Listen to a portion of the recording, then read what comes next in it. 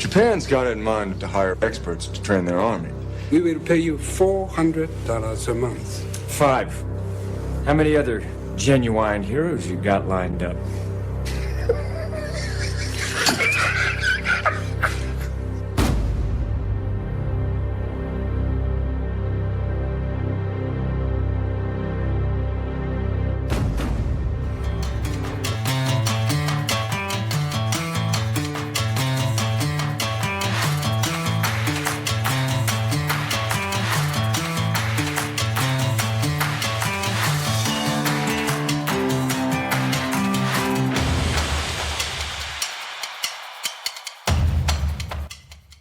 Konnichiwa. Welcome. 私の名前はベニロです。 And I am Brian Morgan. 私たちを元気する私たちの殿空を見直す。 And this is We'll Review It, Our Shelves. これはエピソード51。 Episode 51. これが最後の侍です。 The Last Samurai. Awesome. And that's our episode 51 intro in Japanese. Let's hear it for Dan. Listeners, let us all applaud Dan, who put this all together. I think it's appropriate, again, considering we are discussing The Last Samurai. Yes, so forgive me if, I butchered the pronunciation, but, Google Translate's a wonderful apparatus for making sure I got some of the, at least most of the pronunciation correct. So thank you that. I like Google Translate, especially with some of the newer features that it has, because while not Japanese but Korean, a friend of mine is stationed over there, and he bought me a coffee cup because that's what we do. We buy each other coffee cups when we go to different places. And it has Korean writing on it, Hangul, and the Google Translate app, if you put the camera on it, will translate the words. Mm-hmm. And it's cool. I believe it does it in Japanese as well. Oh, yeah, it does it several languages, actually. So, use the camera feature, and it'll... Sometimes it gets a little confused, but, it's generally pretty good. I did try to translate a bag of chips one time, and I think it said something like peach flavored, and it was not. It was just, the angle of the bag crinkle or something like that threw it off. Yeah, I get that sometimes too. I shop at a place called Marukai out here in Los Angeles, and it's Japanese supermarket. Get our Japanese import foods and everything. And I try to use Google Translate once in a while and get a little confusion because it'll like be a bag of ramen, but it'll say peach flavored, and I'm like, I don't think that's right. Well, Christy will go to some of the Korean grocery stores in the area because she likes Korean food. And she reads Korean, so it's not really that big of a challenge. I mean, or it's not as big of a challenge as it used to be. She's self-taught. I suppose she's probably at the level of I don't even want to insult her. I would say, I guess our 7th grader. I mean, she can speak it and hear it better, or she can hear it and read it better than she'll speak it sometimes. But it's kind of situational because she uses it a lot for Taekwondo, so. Yeah. But that's cool. Well, she's at a much higher level than I am with my Japanese, so. I think me and my 4-year-old are pretty much, at the same level. Well, do you know anyone that speaks Japanese fluently? My cousin, but unfortunately he lives in Japan, so conversations with him are, few and far in between.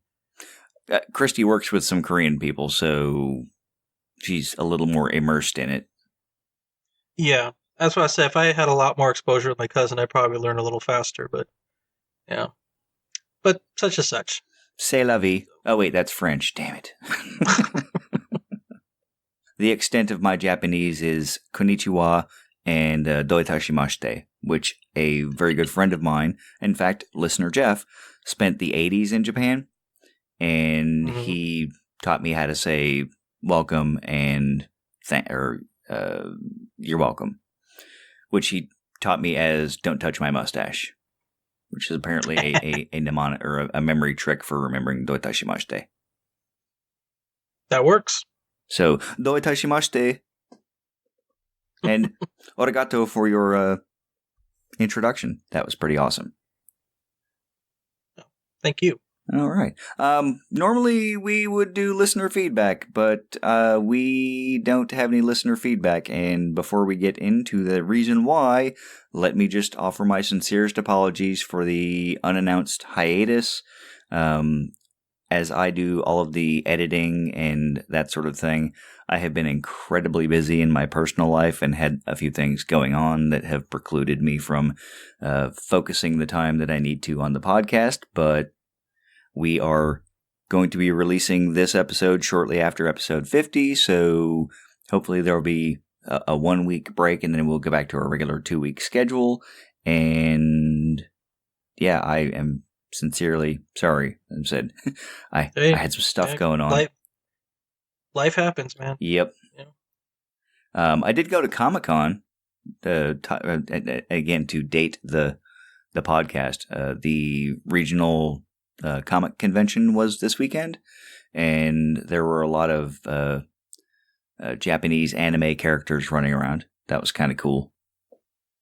It's a big thing. That's cool. But it's a small convention, but it was fun. We had a good time. Lots of people in costume. Very cool. Yeah, I saw some of the pictures. It looked like you had a lot of fun. Yep. A lot of neat stuff. Yep. My daughter's big into anime, and she went both days as two characters from two different shows.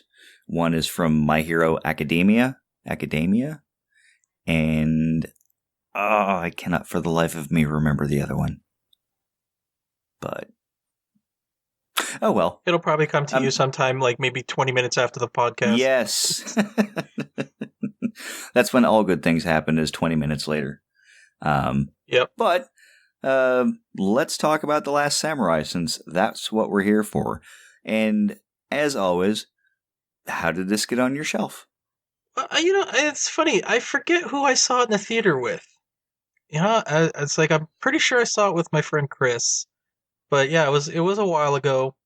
And no, it was just a great movie. I mean, as you stated before, I'm a big fan of Japanese culture. I almost went to Japan this year, but circumstances got out of control. But you went to London instead.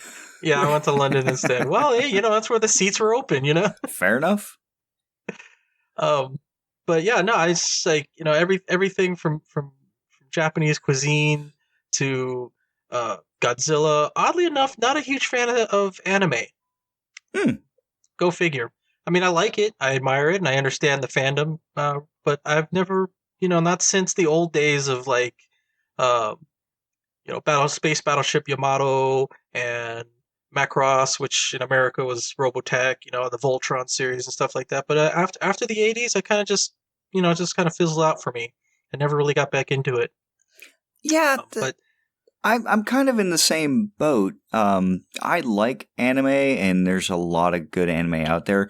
I've sat down with McKenna a couple of times and watched some of the episodes, but I have so many other things to watch, to read, to do that, when I do it, I'm just, trying to enjoy what she's enjoying for a few minutes, and then I end up going back to try and, catch up on my own stuff. So there's a lot of things that I would like to get back to. I just haven't made the time. Yeah, there have been a few standouts. I mean, of course, made more popular because of the live-action remake starring Scarlett Johansson, but I really enjoyed Ghost in the Shell. I have that. I accidentally bought 2 copies of it. Yeah, that one stood out. I have a copy of Akira. But they're like I said, they're standouts. What was the other one I had? Blood the Last Vampire, I thought was really good. And I never really got into the live-action remake of that either, but, Yeah, agreed. Such. But the other thing I just had to mention, too, that why I had to have this movie in my collection is because it focused on a place and time in history that a lot of, Hollywood movies don't really pay attention to. And that's one that's like the time period just before and maybe just a little after the Civil War. It seems like everything in that Americans know in history is like the War of 1812, maybe, and then goes right to the Civil War, and then on to the turn of the century. And it's like everything in between those times we just kind of collectively forgot. Now, granted, this isn't American history, but, kind of touches on it and everything. And like I said, obviously, Americans don't know a lot about Japanese history, so the Meiji period, it was interesting because I don't know anything about it. This movie was kind of the springboard to me learning about it. Okay, cool. I own this because Christy bought it. In fact, I will admit, not terribly happily, I suppose. I'm a little sad that that I have to admit this, but it's part of the podcast. This is actually the first time I've ever watched this movie. Really? I've seen bits and pieces every now and again, and I've always been curious to watch it, but I just never sat down and watched it from beginning to end. And I'm really happy that I did for this podcast because I enjoyed it. I don't want to spoil where it'll go on my shelf, but yeah, it was a very well put together movie. I think part of my, I don't want to say aversion to this movie, is the overexposure of Tom Cruise in certain areas.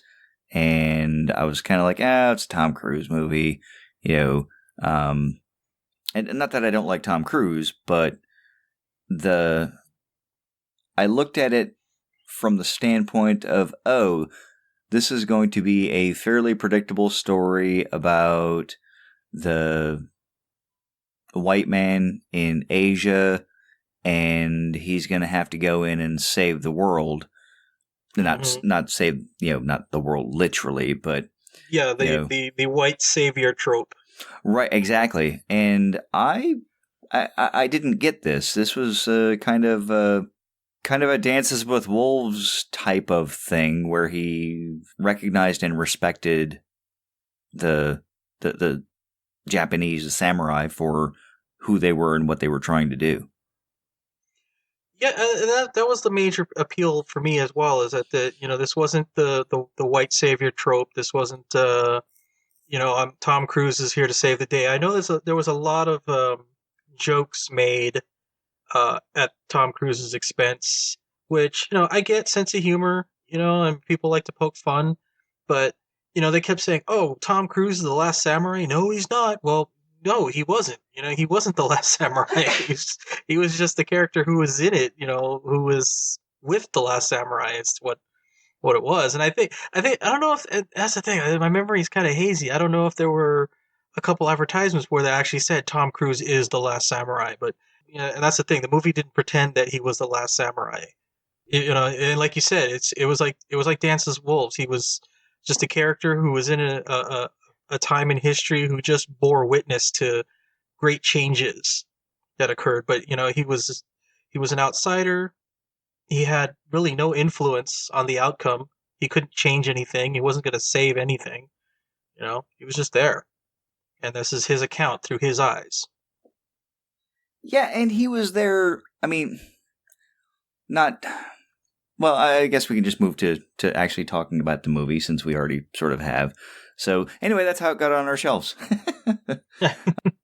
I think you could make an argument that he is the last samurai because he did adopt or understand the way of the samurai. I mean, this place changed him, but it healed him. And that was something that I thought was really good about the movie, was that he wasn't the arrogant Tom Cruise stereotype that you see in a lot of movies. I mean, he was, for all intents and purposes, or maybe there's a better way to say it, but he was damaged goods. He was this war hero who did not feel like a hero, and from his own memory flashes, didn't deserve to be a hero, at least in my mind. For what happened against the Cheyenne. And he was that guy that was present for atrocious war crimes and maybe I'm letting my liberal side show. No, I don't care, and I don't think I am. I'm letting my humanity show. Mm-hmm. He was mortified. I mean, just, again, he had PTSD before they called it PTSD, that he could be a part of something where non-combatants, women and children, and even, the old, the infirm, were ruthlessly murdered by his senior officers in the army around him, and he had laid out the plan that put them in the position where that could happen. So he's carrying the guilt of that, and he didn't do it. I mean, he was there. And he bore witness to that, to borrow your phrase.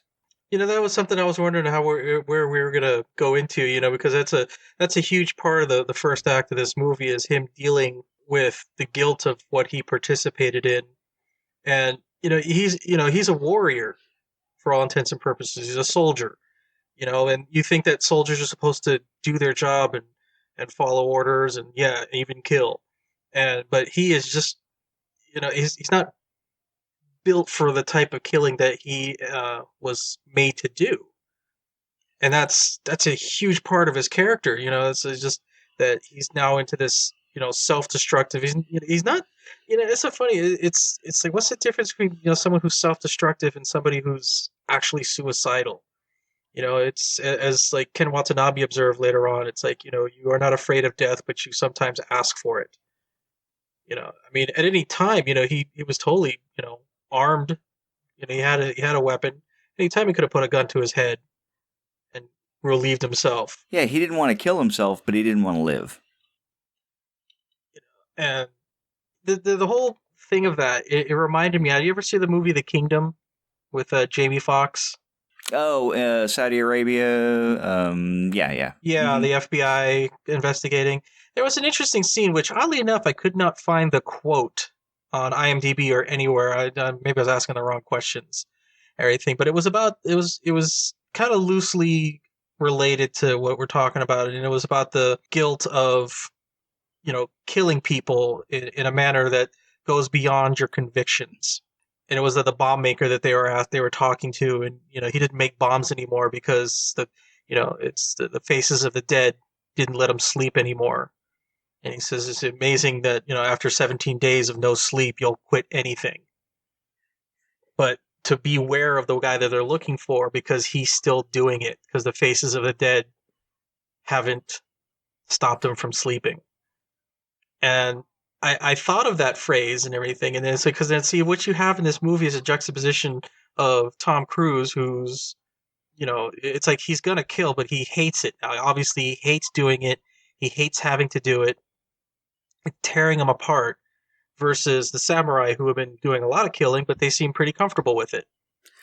I will disagree with you slightly. I don't think that Tom Cruise's character has a problem with killing for the right reasons and the right people.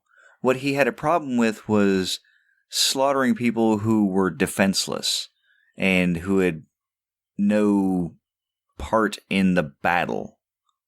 Oh, I see your point there, but still, he was just very weary of it, though. Regardless, I think, though. I mean, prepared to do it, ready to do it. If the job calls for it, yeah. So I get your point. I'm with you on that. Yeah, and that's but to me, and this is just my philosophy, I suppose. I know being in the Navy that we haven't been in a major naval war since World War II. There have been skirmishes and actions and things like that, but there's been no Navy that has gone toe to toe with us. So there's a certain degree of distance involved. I mean, when we were chasing, pretend submarines, it was all about killing the submarine, not the people. And I guess I was prepared to do that. But I've spoken with some folks that were over in the Gulf during Desert Shield, Desert Storm.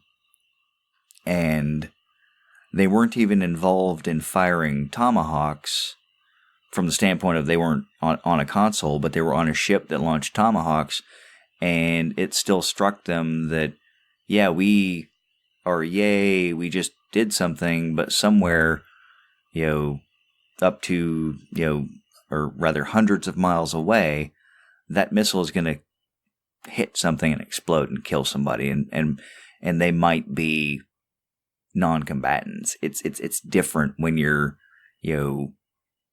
fighting someone that has business fighting you, if you catch the difference, kind of like what he did in this movie.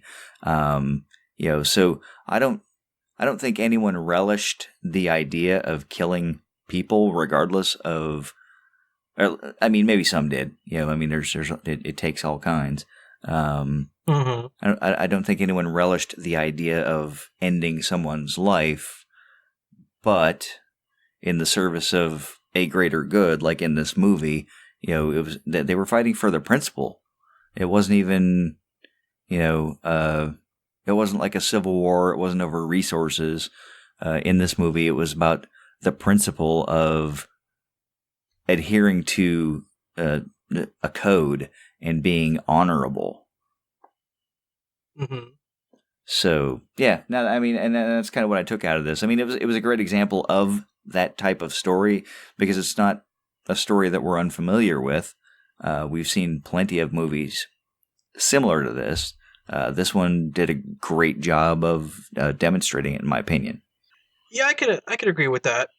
But probably the only problem I had, or the real problem I should say, I had with this movie though is, and this kind of goes with almost every Hollywood movie, and some of it's forgivable. I mean, you kind of had the same thing, same problem with Dances with Wolves and the treatment of the Sioux.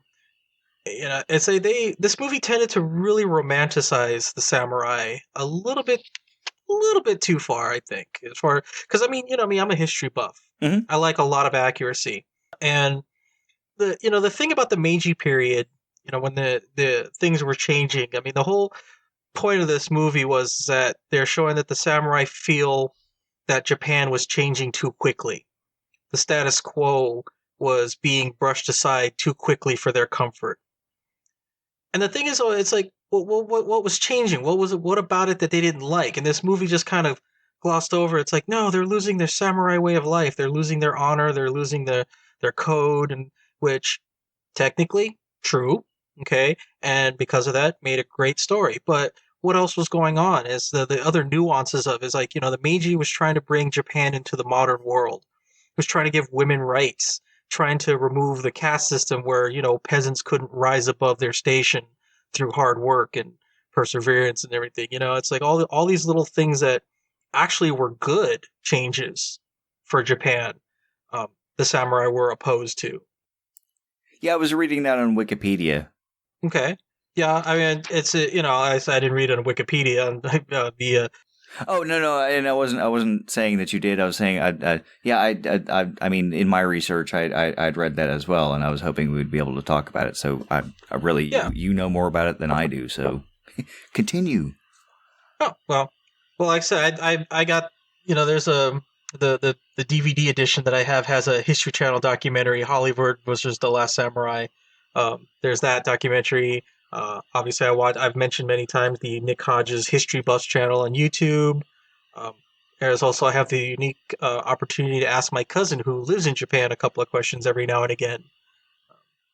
So give a nice little perspective and different facets of Japanese culture. And like I said, I mean, so Hollywood tends to because we're supposed to sympathize with them. We're supposed to root for these guys. These are the good guys. But I mean, they weren't saints. No.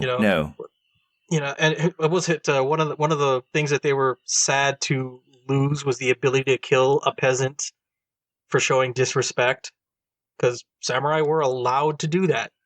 It's like, hey, you looked at me the wrong way, I'm allowed to cut your head off, no consequences. Mm-hmm. And that was one of the things that was being changed. It's like, no, can't do that anymore. Shouldn't do that anymore. What? And that was one of the things. Not the killing of the peasants. That was a detail that ironically Wikipedia entry skipped over. Who knew?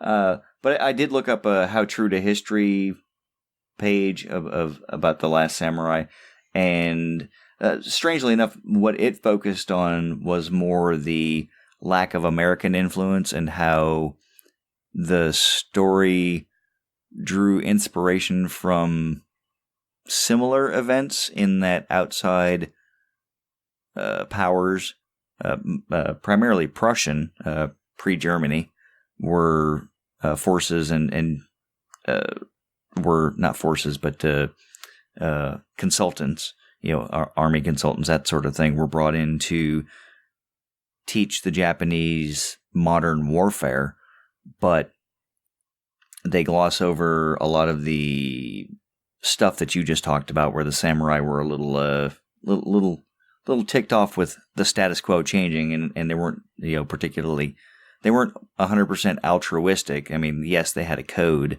but it was not compatible with more modern sensibilities. Which it's funny, and granted, this might be a stretch, and I know you may or may not disagree with me on this or anything, but I kind of feel that we're witnessing a little bit of that, or something quite similar to that, in these days. And what I mean by that is that the samurai occupied a top spot in society. Their rule was without question. And come the Meiji period, now all of a sudden everything's changing, and they're no longer top dog. They're upset over that. And I kind of see that, and I hate that I have to keep saying this, but I don't mean all white people. Okay. But white people, especially like white conservative Christians, I sense are exhibiting similar behavior when it comes to things like the civil rights movement or the move to a more secular society, giving women more say in leadership, giving minorities equal rights. And it's like, I kind of feel this, this is my observation, that losing that top spot, that unquestioned authority, is aggravating to them, and they I see a lot of lashing out, saying, "Oh, you're taking away my rights." No, it's not. It's not taking away your rights just to give somebody else equality. They're just now occupying the same level playing field that you've had the luxury of having all this time. And if somebody sees that the same way I do, then they understand what the samurai were feeling, because they were losing that top spot. Yeah, I think that's a fair comparison. I'm really glad that you prefaced it with not all white people. And I say that just because the current social discourse is, anytime you say X, people will do one of two primary things. They will defend vehemently the position that it doesn't exist, or whatever you're saying is completely wrong, or they'll say, well, I don't do it, so therefore nobody does it. That's sort of their logical extension. Well, nobody I know does it, so it can't be a thing. Like, yes, it can. And looking at it from a perspective that I think I've presented on the podcast before, but I'm just going to say again, we'll use racism as an example. Racism exists. It is a thing. It never went away. It was never a thing that we got rid of. And if you say racism exists, there are plenty of people who will say, well, I'm not a racist. I'm like, okay, you're not. That doesn't mean that other people aren't. But one of the things that I also try to counterbalance that with is that logic thing. Are you familiar with the all puppies are dogs, but not all dogs are puppies? Yes. It's a true statement.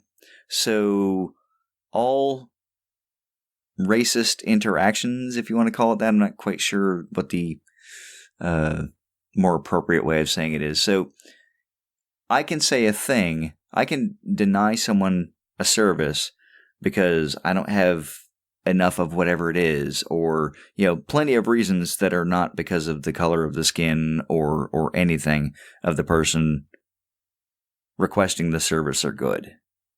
But they can walk away feeling like that's the reason why it is. So to them, it feels like racism, but it was actually not. So I think, there's a small percentage of interactions that can fall into that category.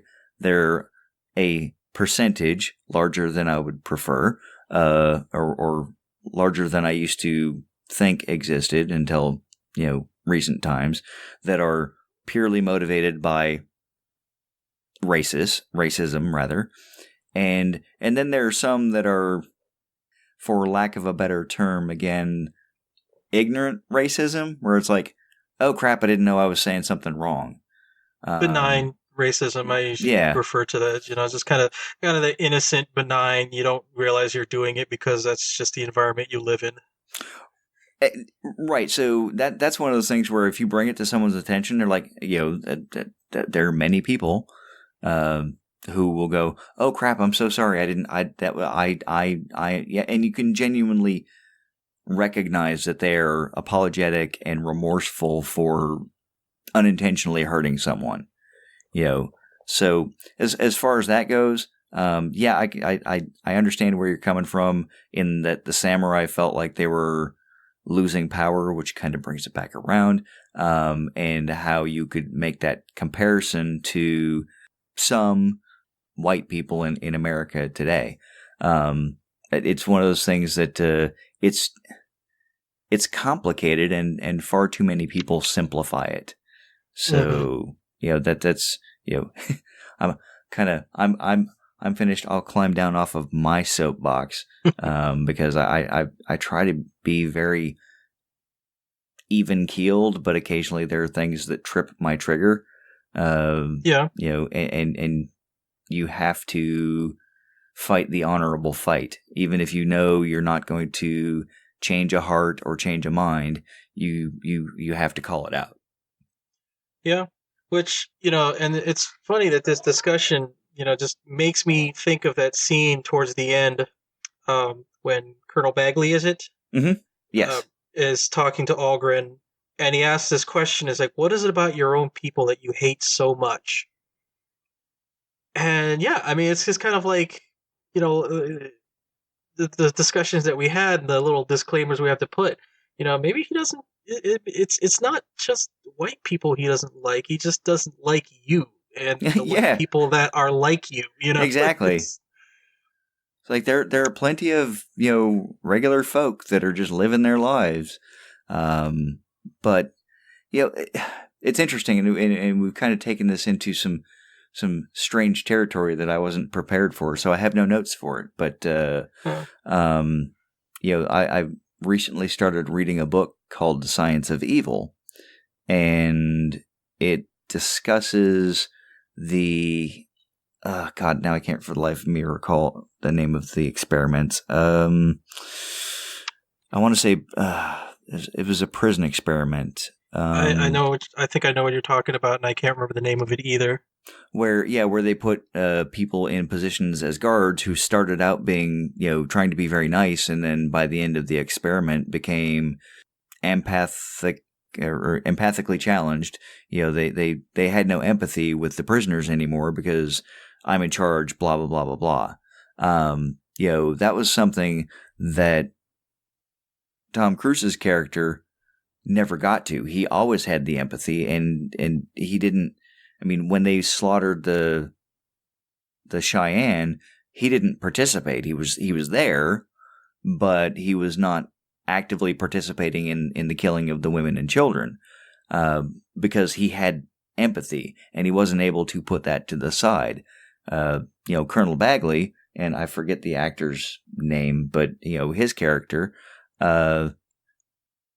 either was limited in his ability to empathize with other human beings, or had been around violent warfare and combat for so long that he turned into a different person, in the same way that the normal people in the the prison experiment, again, I wish I could remember the name,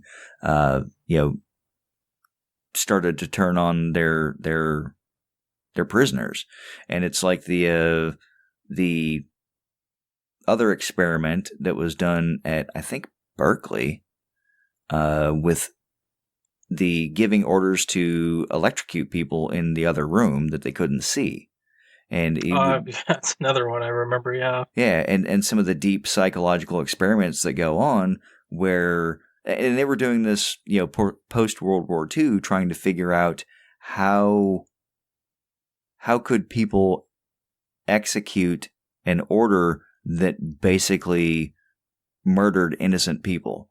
How could they do this and not feel that they needed to stop it or to stand up for it.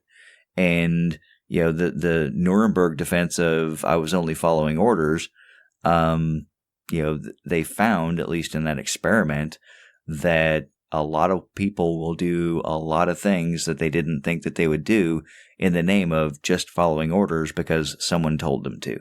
Someone in a position of authority said something.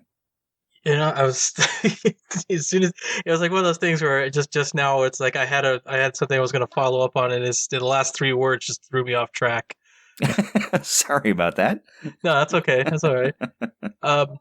Oh yes, and I'm sorry to switch gears real quick, but I just read the Stanford prison experiment. Oh, thank you, And run by somebody named Zimbardo. Okay, is all I could find right now. But yeah, so randomly assigned people, guards or prisoners in a mock prison, and Zimbardo acted as a superintendent. Yeah, and again, it goes to that loss of empathy, and that's the thing that U.S. Army Captain, Nathan Algrenson, couldn't deal with. He that's why he had PTSD. That's why he was drinking in, like you said, the first act of this movie. That's why the way of the samurai, as presented in this movie, appealed to him so much, is because they were acting honorably. Now, again, this is a Hollywood romanticization of the samurai, so they weren't as honorable as they were made to seem, but the story is still valid in the sense that he found what he was missing, and that was a sense of duty and a sense of honor. I agree. And he got to kill his old boss. Yeah. which again, if I have to be nitpicky though, the way he killed him, mm-hmm. That was like one of those like, oh please, it had such a great movie going, and really you speared him with your sword. That was kind of a letdown. It was like I was expecting a little more, like they had to meet each other on the field of battle, and actually, interact, not just, like I threw my sword at him and he died. Yeah, and I want to say, if you've ever thrown granted, I've never thrown an actual, katana, but I have thrown a bokken, which is the wooden training swords that they were using. Mm-hmm. And I threw one of those because it's curved. It does not fly straight. It's just physics, people. I'm sorry. Yeah. I will have to go consult the local Gumdo instructor. Gumdo is the Korean sword martial art. And that's the thing. I don't even think that a straight sword would fly straight like a spear. It's just they're not built for that.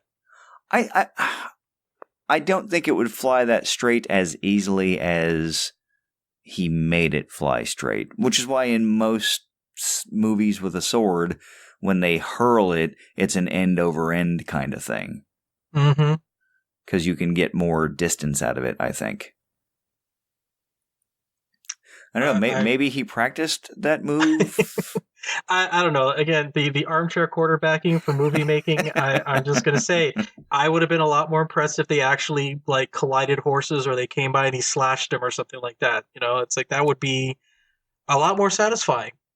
Yeah, I think again because that character was so morally reprehensible that and again, not like I want to, see people killed or but from a movie storytelling standpoint, I would have thought that an up close and personal, like now you've learned your lesson kind of thing, or at least now I have my vengeance for the crap that you made me watch and the thing that you did to my idea, the twisting and the bastardization and the because and again, it's one thing to create a battle plan and to come up with a tactically innovative way of fighting a battle, and actual opposing forces, there is honor in that, in armed combat with, we're armed and they're armed. Yay!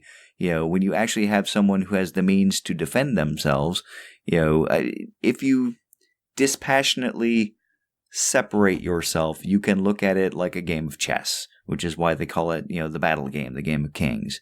You can look at it as simply maneuvering your pieces around the board. Where the rubber meets the road, though, yes, those are real people with real hopes and dreams and aspirations. So I would hope that your desire to win is tempered with mercy for the enemy, which, going to the end of this movie, Amora did not have any mercy. Yeah. He was like, no, kill them all, and the young Japanese captain, I guess, equivalent, and I don't recall again the character's name, stops and takes his hat off and kneels and bows and recognizes the honorable combat that these men, the honorable fight that they had in them, and their zest, or I don't even want to call it zest, their drive to not give up. They fought not just to the death. They fought to for the honor of it. And again, it's a movie, so we get to see that, and it takes away a lot of the gruesomeness. There were some gore in this movie. It wasn't current day gore level, but it was pretty good. It wasn't Sam Peckinpah / Quentin Tarantino. Yeah, it was definitely not Tarantino. But it was. I think reasonably gory, especially for 2003. I think this movie was made. Yeah. Yeah. So, but they didn't show the guy getting his head chopped off. They just happened to go behind a tree when it happened. So. Mm-hmm. And all you saw was the aftermath. Well, they sort of showed the one where the assassins tried to take out Tom Cruise, try to take out Algren, and the last guy, he just kind of slashed the sword, and you saw his head roll after he hit the ground. Yeah. So there were some, but you didn't see blood spurting and great gouts of blood coming out. It wasn't like the Black Knight. True that. But yeah, so I did like that. I thought the special effects were good. Again, it was just enough to keep you reminded that there was blood in swordplay. Especially some of the slashes. Those you saw like a separation where it was like, oh hey, there was actual like cutty stuff. Again, special effects. Oh yeah, I could never imagine. Well, I can't imagine. Actually, that's very inaccurate. I can imagine, being cut with a samurai katana, because I have a replica of one, and I used to keep it nice, polished, and sharp. And one day I dropped it, not on any part of myself, but onto my bed. And it wasn't a slash. It wasn't anything. It was just pure gravity, and it cut through 3 layers of sheet and the mattress on just gravity alone. You were living in an apartment complex in San Diego when that happened. Yes. Yes, I remember you telling me that story then. Mm-hmm. And it just was like, wow. And I was like, can you imagine, again, cutting somebody with a slash, with an instrument, and a real one at that. Mine was a replica, but a real one. Built for that, it's like just it's fascinating and horrific all at the same time. Well, speaking of built, according to the IMDb trivia, they actually had 7 swords made specifically for this movie. And the little guy, the Japanese guy in the village was an actual sword Blacksmith? maker. Yeah, the sword maker. Which, by the way, I'm glad you brought this up. Because this has been one of my biggest movie pet peeves, among others. But this one, I'm just going to mention this one because it's relevant to this movie. They actually portrayed accurate forging of swords. It wasn't. They didn't pour like molten metal into a mold and boom, you've got a samurai sword. It's like, they actually showed the pounding of the metal, the folding and the quenching, and it's just like, thank you so much for that, because I'm so tired of seeing, they're just like, oh, I'm gonna make a sword, pour it in a mold, and there you go. Now you got a sword. Yep, it's magic. Yay! Yay! Well, not how you make swords, people. Yeah, like Lord of the Rings when they were mass producing those big swordy things with the point at the other end. Yeah, but okay, those were orcs. Okay, they're forgivable. But you saw it was the beginning of Conan the Barbarian. You saw that. Even what's his face? Thor got his weapon. It was just like they poured an axe into the mold. They poured the molten metal into the mold, and he's got Stormbreaker. Well, it was magic, but yay, magic, Yeah, but it was it was made out of uru, and that's a mystical metal. So I'm not familiar with its properties, but perhaps it does maintain its strength when cast. Maybe not, but I'm thinking it's still metal. Yeah, and it's like if it's that strong a metal, imagine how much stronger it would be if it was properly forged. Well, they did cast a spell on it, so magic. You already said magic, so yes, so I'm just magic. rolling with it. But yeah, and the guy that was doing it was again actual sword maker doing his actual trade. So yeah, which also now kind of lends the great segue. It's like, again, I'm a big fan of Japanese culture. I loved how they portrayed a lot of it in this movie. The day-to-day living, you saw a little bit of a tea ceremony going in there. Just the living on a farm. Like I said, it was just nice little, I don't know if you can call it a love letter to Japanese culture, but, just a nice little portrayal. Yeah, I agree. I think, again, it's a romantic love letter. To not say the word that I apparently have difficulty pronouncing.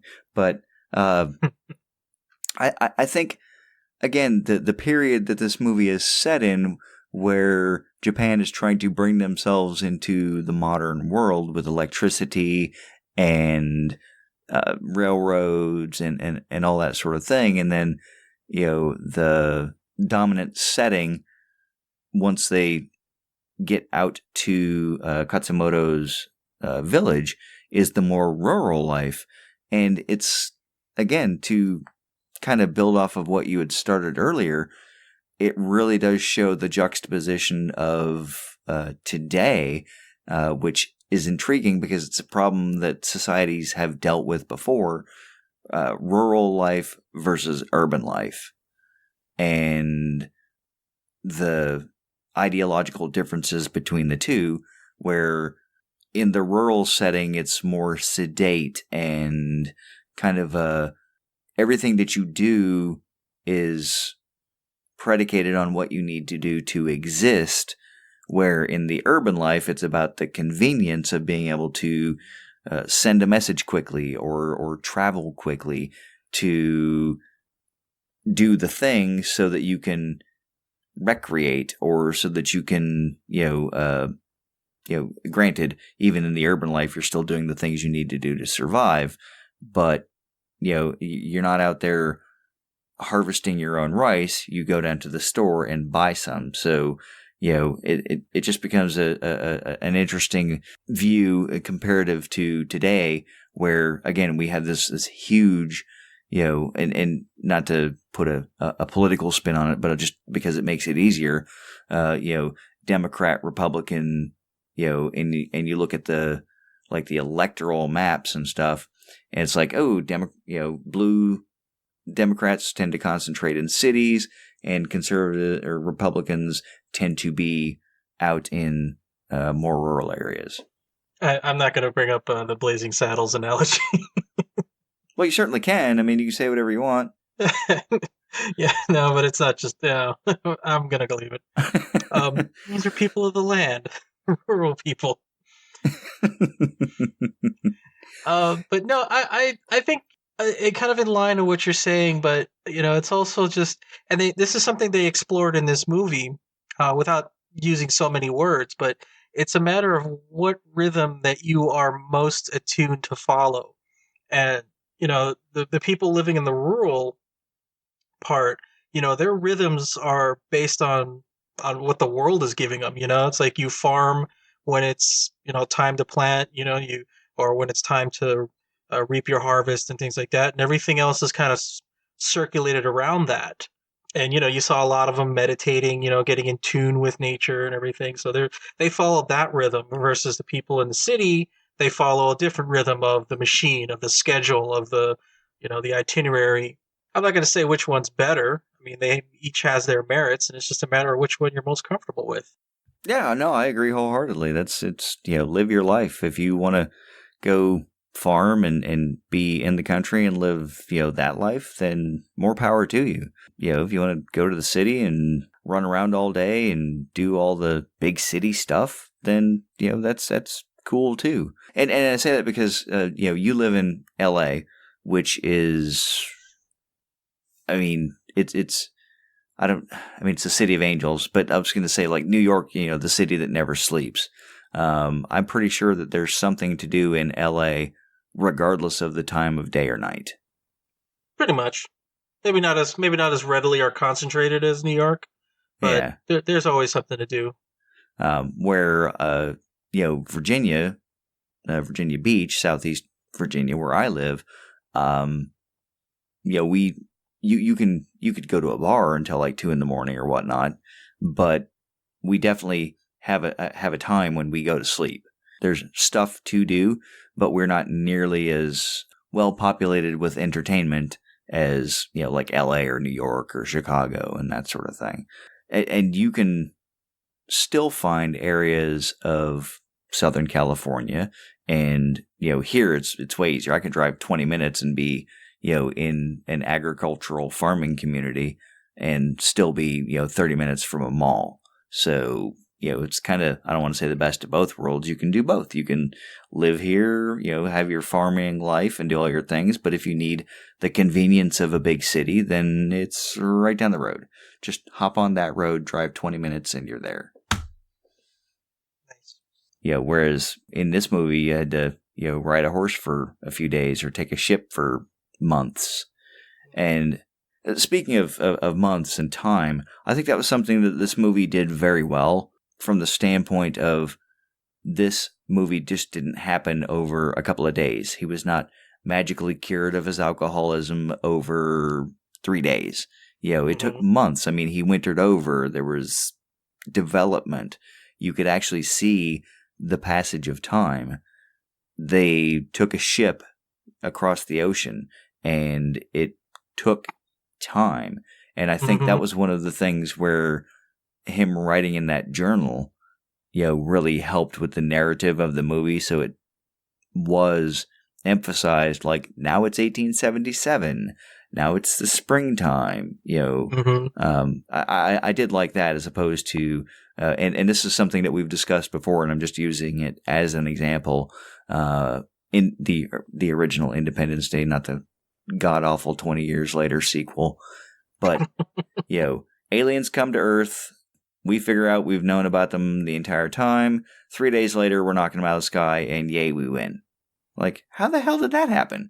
It took us 3 days to figure out how to take down an interstellar assault force? Wow, we're really good.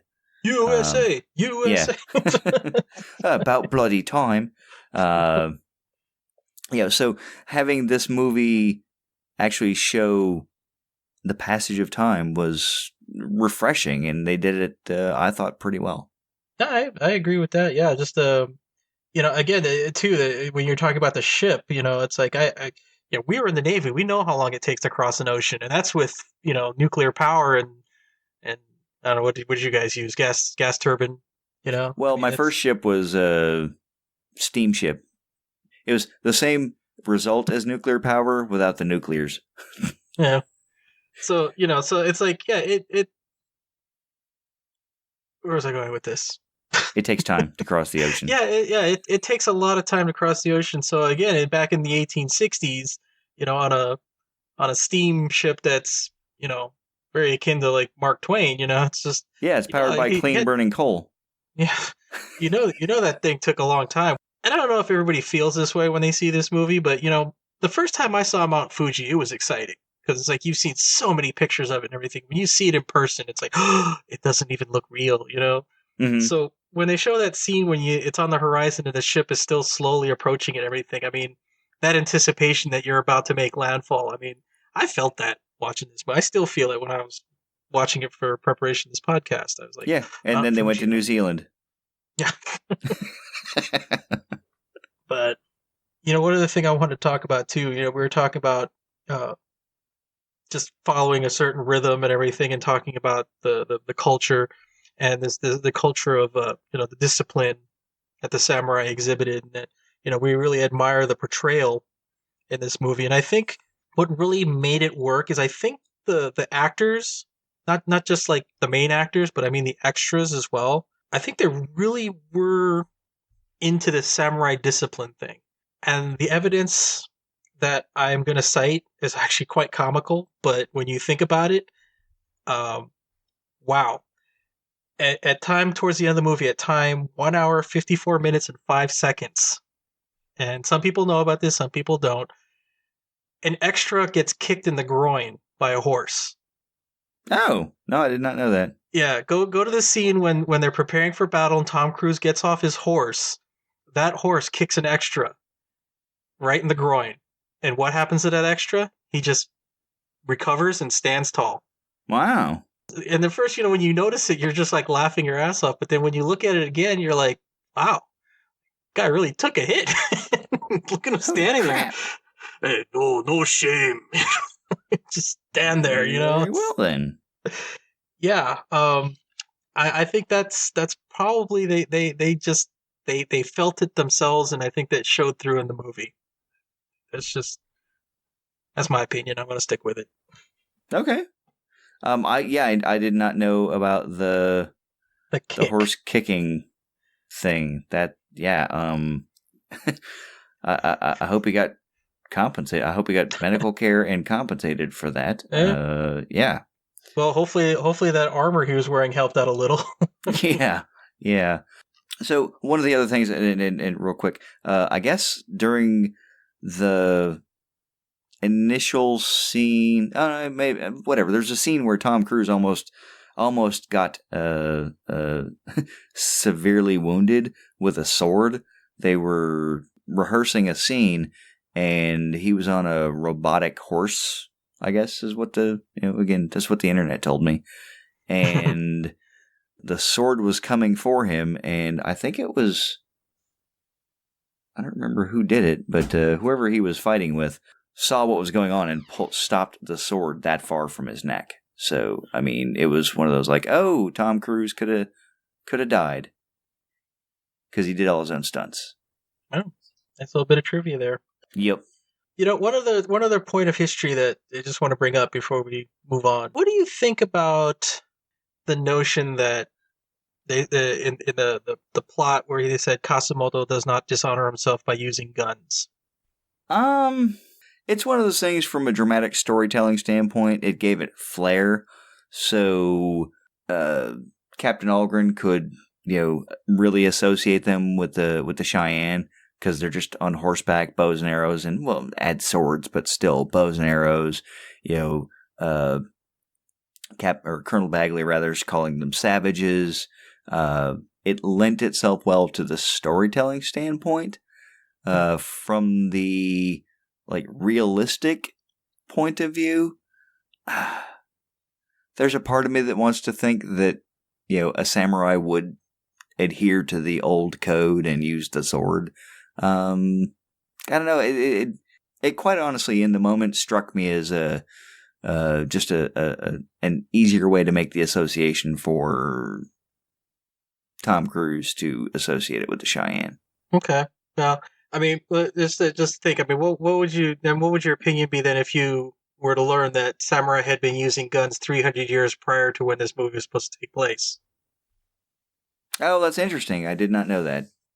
Yeah, and that's the thing. It was kind of the same thing that was mentioned about Dances of Wolves. And if you remember in that one, when the Pawnee were attacking the Sioux village, Kevin Costner's character Dunbar had to convince them, I got guns. I'll get you some guns, and it's like and the thing is like, the Sioux and a lot of Native American tribes have been using guns since the, white man first started colonizing. It was a huge trade thing, Hell, if you ever saw like the Last of the Mohicans, they were using guns. Mm-hmm. And that was a long time before Dances with Wolves, everything. And so, it's the same thing with the samurai. They were using guns for hundreds of years before this movie took place. I kind of wonder, what is it then that to say that somebody doesn't use a gun, and some of that kind of bled into even some of today's movies, like in was it Black Panther, where they're being shot at. Okoye was like, "Gun so primitive," It's I don't understand because obviously she didn't have a problem with Bucky Barnes using it and defending Wakanda in Infinity War. It's like, yeah, I like my killing up close and personal.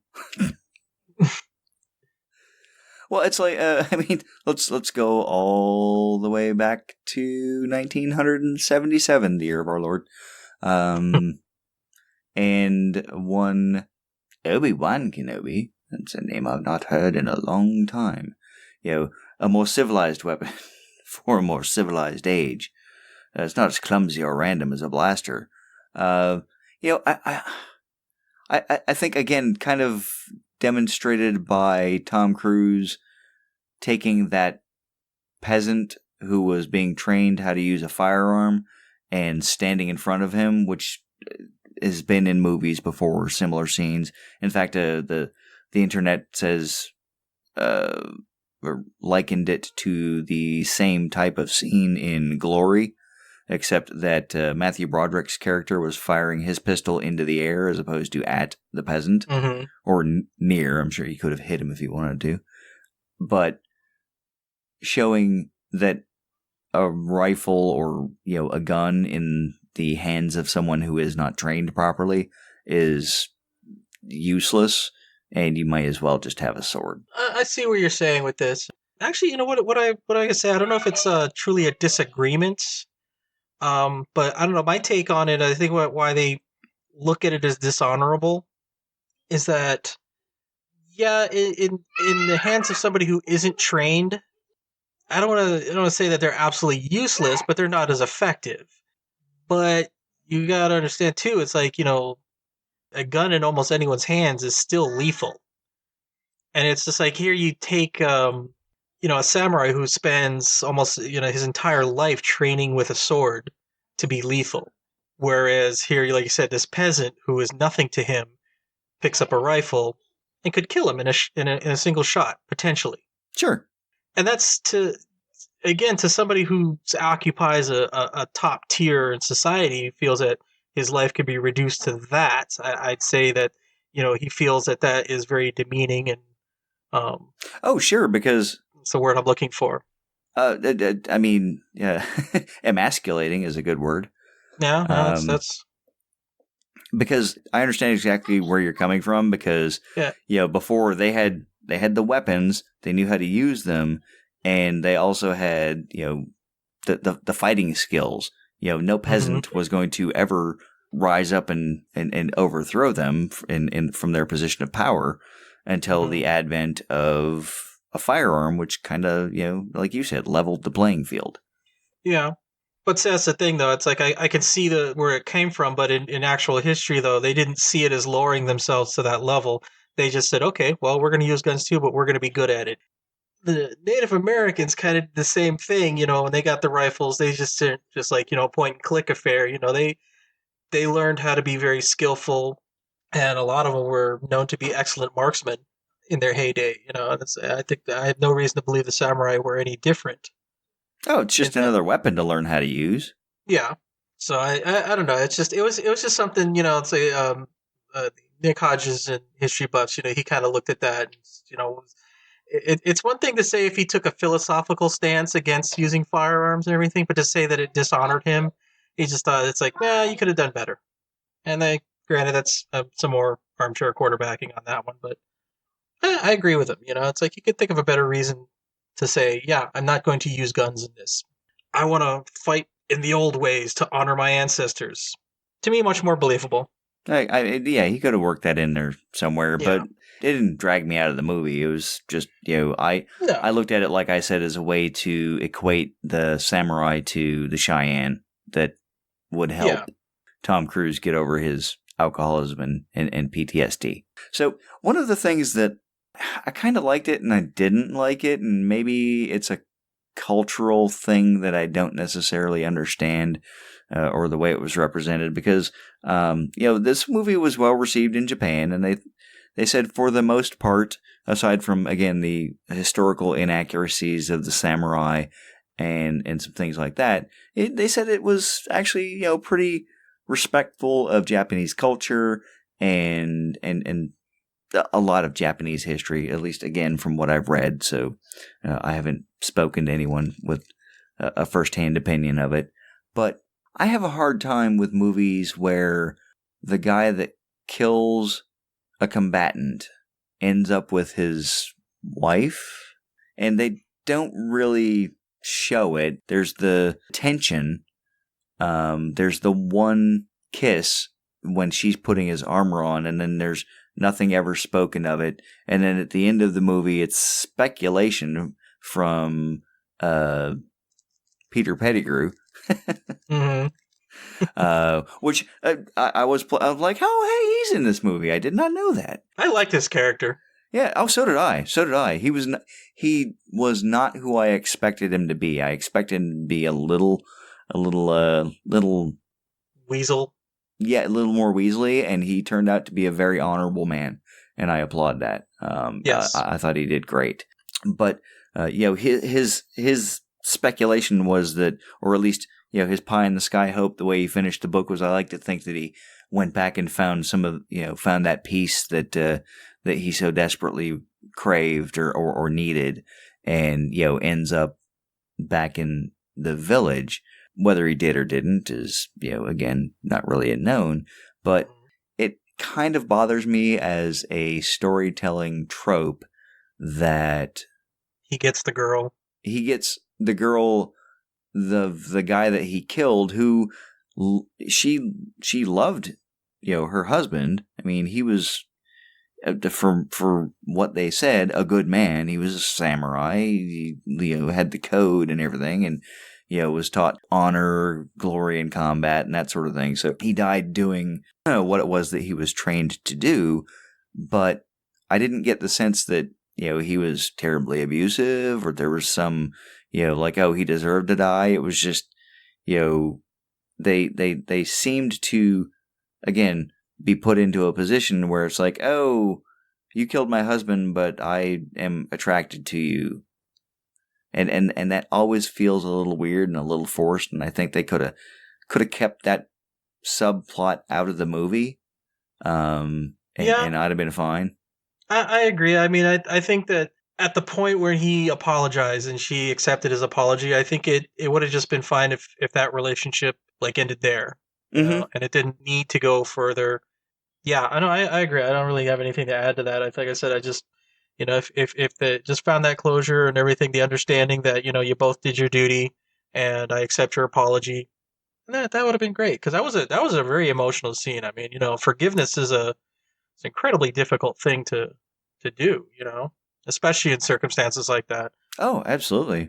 But to see that he earned that forgiveness, it's that was a powerful scene. Again, like you said, had they sort of just let it kind of ride after that, I'd have been okay with it. Again, I did like the speculative end that, like, I'd like to think that's what happened, but Peter Pettigrew, Mr. Graham, was not there for any of the interactive development. There was no time for him to talk to Captain Algren about it.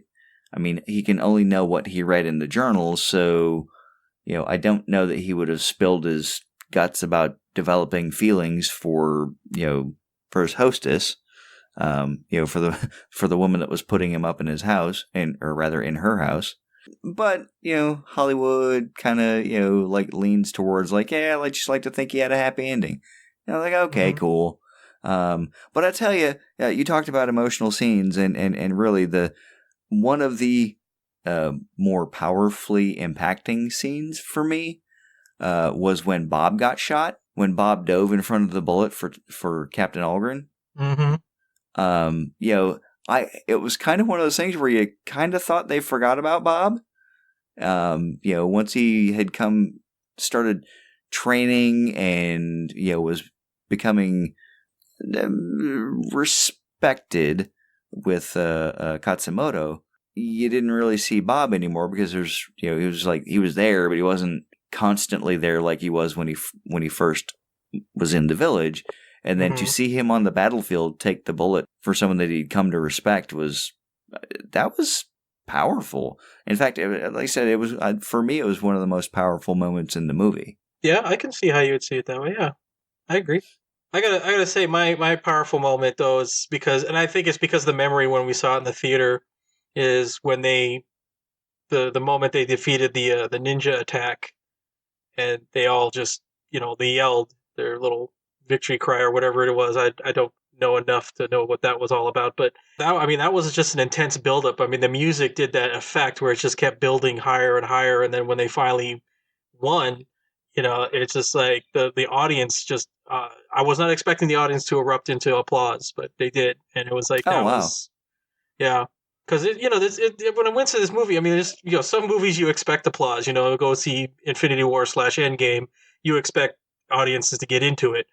This was not that movie, but they got into it in that one particular scene, so it's attached to memory of that particular moment. But yeah, it's still a powerful scene to me. Yeah, I agree, and I think again, you kind of touched on it. I think the score of this movie was great. Hans Zimmer, I think, did the score for this, if I recall correctly. This is also the first movie where Ken Watanabe spoke English. Really, the first one? At least, again, that's what IMDb told me. So, if you want to believe somebody that typed that into IMDb, crowdsourcing, yeah, it was kind of cool. And he was put up for a Best Supporting Actor nod at the Oscars. So, which, after watching this movie, I think he deserved. I cared for his character a lot. Yeah, I know. I thoroughly enjoyed it. I kind of wanted to see more scenes or the interaction because, not like having conversations. It's like, I like having conversations. Let me talk to you. I'll talk your ear off. You tell, shut this man up. Why is he still talking? Get my sword. But no, there were some good characters in this movie. Katsumoto was fantastic. Mm-hmm. I liked Ujio. I don't know, maybe it's cliche to like him, but he was the badass warrior that didn't like Tom Cruise's character Algren all that much. The one that they were betting about, he's going to take him in 3, 5. Ah, crap. Yeah. And the Hiro. Excuse my pronunciation, Hiroyuki Sanada. He was also in Sunshine. He played the captain of the starship. Again, I loved him in that movie. He has a very commanding presence. So, yeah, I totally believed him. He was in 47 Ronin with Keanu Reeves. Okay. Have you ever seen that one? And that one's one of those surprise movies where it's like you think it's going to be crap, but if you give it a chance and don't listen to critics, it was actually a pretty good movie, and it really touched a lot of Japanese folklore. Oh, I might have to go give it a chance then because I haven't seen it. Yeah, give it a chance. I mean, just here we're looking at The Last Samurai's historical Japanese culture, and then look at 47 Ronin, and that's Japanese mythology. Pretty cool. Yeah, I thought it was pretty cool. With Keanu Reeves kind of fit with the two of them, and then of course he had that small part in Endgame where he was what's the character Ronin. He was the Yakuza leader that Ronin killed when Black Widow found him. Oh, okay. Yeah, he was in there for a short time. I'm like, hey, there he is. Oh, he's dead. Oh, never mind. Aw. Crap. But no, I thoroughly enjoyed his character, even though it's like he kind of like struck me as a little bit of a bully. But after a while, it's like, yeah, you kind of understand him. Who is this outsider? Difference of culture clash. Oh, sure. And he didn't have the temperament to respect the warrior that he was. And maybe it was because he didn't see the same thing that Katsumoto saw in him during the initial battle, where he was taken on the 5 trained warriors and fighting injured. He already had the samurai spirit. He just didn't have a name for it. He didn't have the tempering of the training to put it in the right direction, or at least as far as Katsumoto was concerned. Yeah. Again, I think had Captain Algren not been through the things that he had been through with Cheyenne, he probably would have been a very successful military officer, army officer, and risen up through the ranks. It was interesting that they mentioned Custer.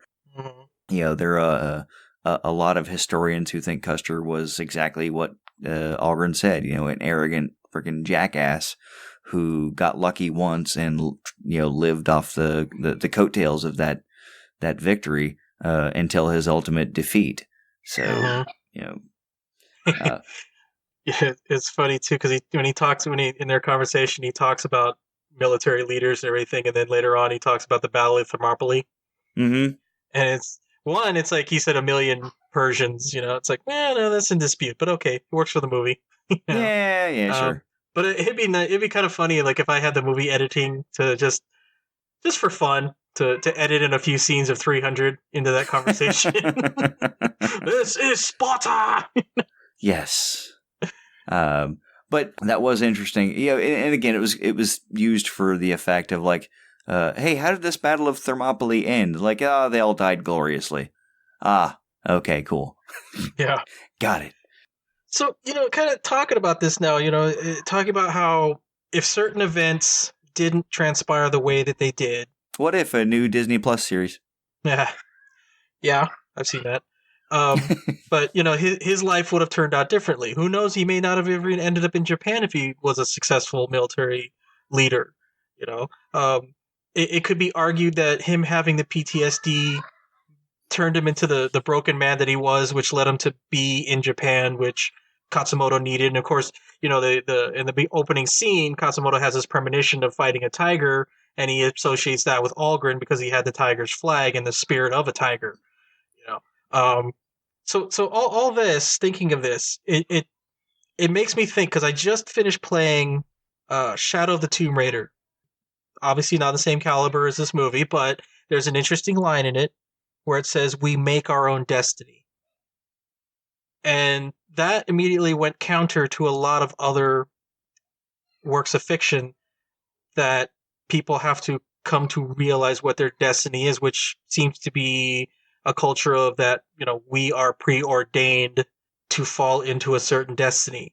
So what do you think? I mean, are we looking Tomb Raider, or are we thinking Jedi here? I mean, destiny's already set, we just have to recognize it, or do we make our own destinies? Yeah, it's funny you bring that up, because I didn't write it down, but I wanted to, because it struck me as an intriguing quote. But there's a part where Captain Algren and Katsumoto are talking. It's just before the Battle of Thermopylae, the last battle. And Katsumoto says, "You believe a man can change his destiny?" And Algren says, "I think a man does what he can until his destiny is revealed to him." It's kind of flip sides of the same coin. You're destined to do a thing, but people think, no, this is my destiny. This is the thing that I have to do. I have to go be Robin Hood, or I have to be whatever. Where Algren's statement implies that you do what you can do until you're put in the position where you have to do the thing. And I know this is going to sound really, really stupid, but it's kind of like what Colossus told Deadpool in the first Deadpool movie.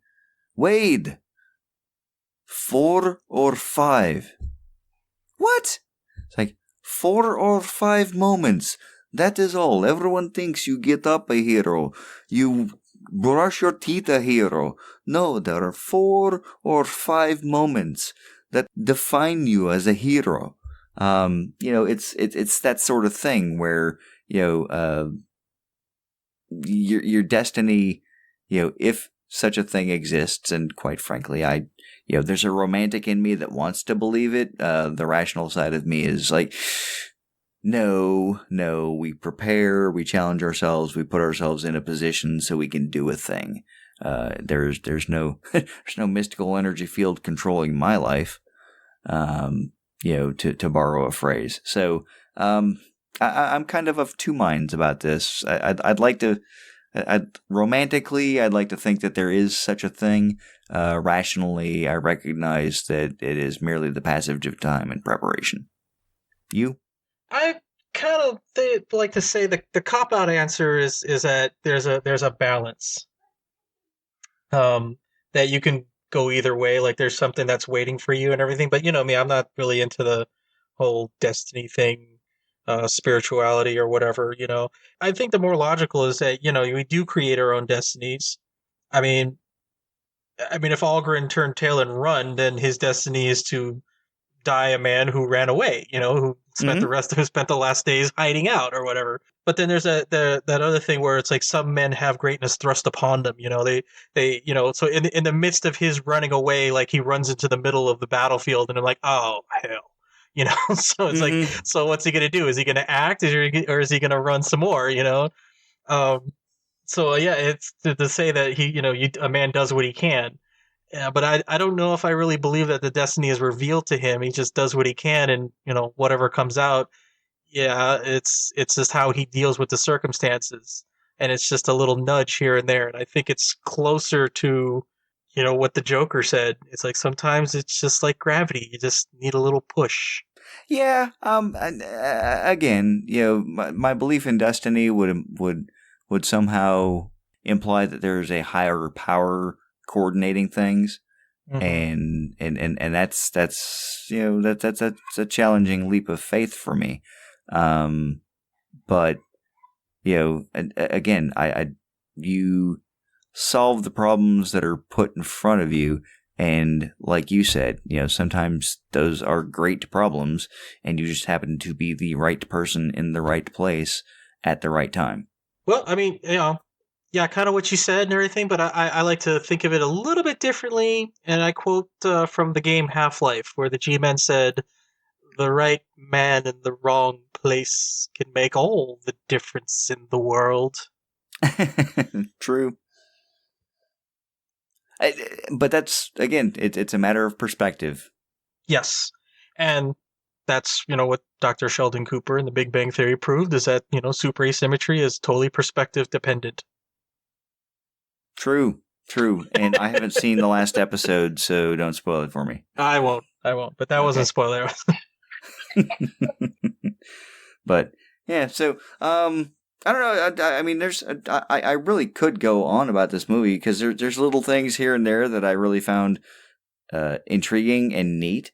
I was kind of shocked at a 66% rating on Rotten Tomatoes, 7.7 on IMDb. I mean, it seems like it was a little better than some of the ratings would suggest, at least in my mind. I think the reason why it got such low ratings, even though I mean, I thought this was a fantastic movie. Nick Hodges on History Buffs liked this movie a lot. Was it perfect? No. 100% accurate? No. But it was still a really good movie. And I think so what the problem was is I just think maybe it was a little bit too intellectual, a little bit too emotional for American audiences. There wasn't enough explosions. There wasn't enough, of what they like. And I think that's why it didn't do so great at the box office. And that's just my opinion. I'm sticking to it. I can see that that's a possibility. I think there's a part of me that wants to believe that it's just there's a finite amount of movie dollars that the average American can spend, and 2003 had some bigger movies that came out. I think Spider-Man 2 came out that year. I think there was a Star Wars movie came out. There were a lot of bigger budget event films, that kind of would overshadow something like this, which, while put out by a big movie studio, kind of has a bit of an indie feel on it. And I don't think it was distributed as widely as, some of the blockbusters. So that's kind of where I tend to put these things. I mean, sometimes movies will sneak up and grab a new life on video once they're released, and you're like, oh crap, I totally need to go see this. But is this, according to, again, the internet, most of the money that this movie made was made overseas, which is apparently a Tom Cruise effect kind of thing. I think we've talked about that before. We might have. Yeah, Tom Cruise is one of the only stars that does inverse numbers overseas. Usually, American movies make more money or make money in America, like, stars, but Tom Cruise can make more money overseas than he does in America. Strange. Interesting. Yeah. But, so with that, again, we could go on for a while, unless there's something like really pointed you wanted to talk about. Would you like to discuss where this goes on your shelf? Well, as much as I admire this movie, it's just, and no easy way to say this, it didn't stand out as other movies in my life have. So, the fact that it's in my collection means it's a good movie and I like it, but unfortunately, just for the purposes here, it sounds bad, but it's general population. Oh, okay. You know what? I just gotta say though, I did get a really great DVD edition. It was a 2-disc edition. Has some great extras on it. Like I said, it has a History Channel documentary. You remember History Channel when they actually used to talk about history, and not aliens and conspiracies and yeah, Honey Boo Boo or whatever it is they got on there or whatever. Yeah, actually, I think that's on the Not Quite So Learning channel. Yeah, well, either way, but it has a documentary again about history versus Hollywood. Has a little short about costume design. They title it "Silken Armor," from soldier to samurai, the weapons. It's just one of those things that why I like collecting DVDs, because of all these little extras that sometimes I don't want to watch the whole movie, but I'd like to see stuff about it. So yeah, the 2-disc edition. That's actually the same thing that I have. I just haven't watched the extras. So I recommend it. So. I will give it a shot now. I mean, I haven't put the movie back up on the shelf yet. So, and if I did put it on the shelf, I would actually, ironically, my DVD shelves have 5 shelves. So, and this one is on the 3rd one because that's where the alphabet falls with my collection. I would put this on the 2nd shelf. I mean, as much as I was shocked by the 66 on Rotten Tomatoes, I think the 77 is actually, right about where it ought to be. I really kind of want to put it maybe a little bit higher, like maybe an 80, maybe the leading edge of the middle third of the 2nd shelf, because this is a visually impressive movie. The music is fantastic.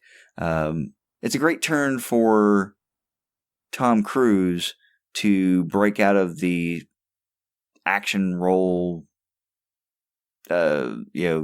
stereotype that he's started to fall into. All of the Japanese actors were fantastic. And one last thing, I do want to kind of go back to Billy Connolly as the old grizzled sergeant that ends up getting killed to death.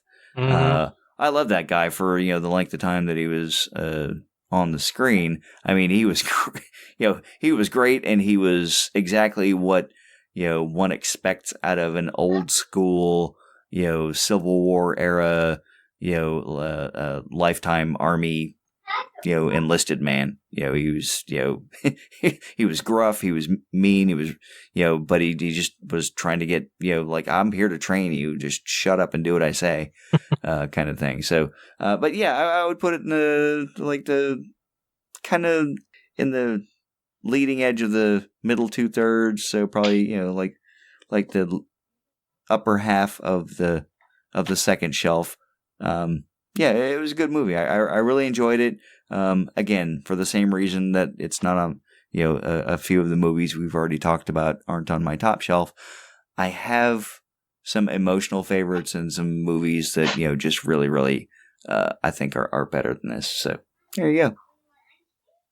Okay. Alrighty. So let's find out what we're watching next, huh? Let's do so. Okay, give me just a second. Okay. And here we go. Pushing the random magic movie generator button.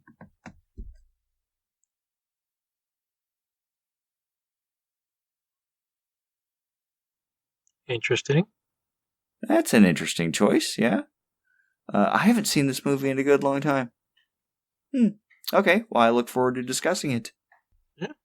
All right, and with that, listeners, you can reach us on our Facebook page, Twitter, email at WRIOS2016mr@gmail.com. We really do look forward to hearing from you. Leave us a voicemail. And once again, I do apologize for the hiatus.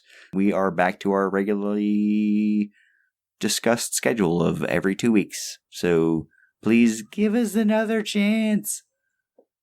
And with that, Dan, you had the movie-themed intro. Do you want to do a movie-themed goodbye? I do.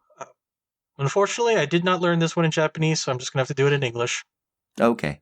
So, the perfect blossom is a rare thing. You could spend your whole life looking for one, and it would not be a wasted life. Perfect. Yes. They're all perfect. And there you go. I really can't even say anything else. We'll see you in 2 weeks with Midnight in the Garden of Good and Evil.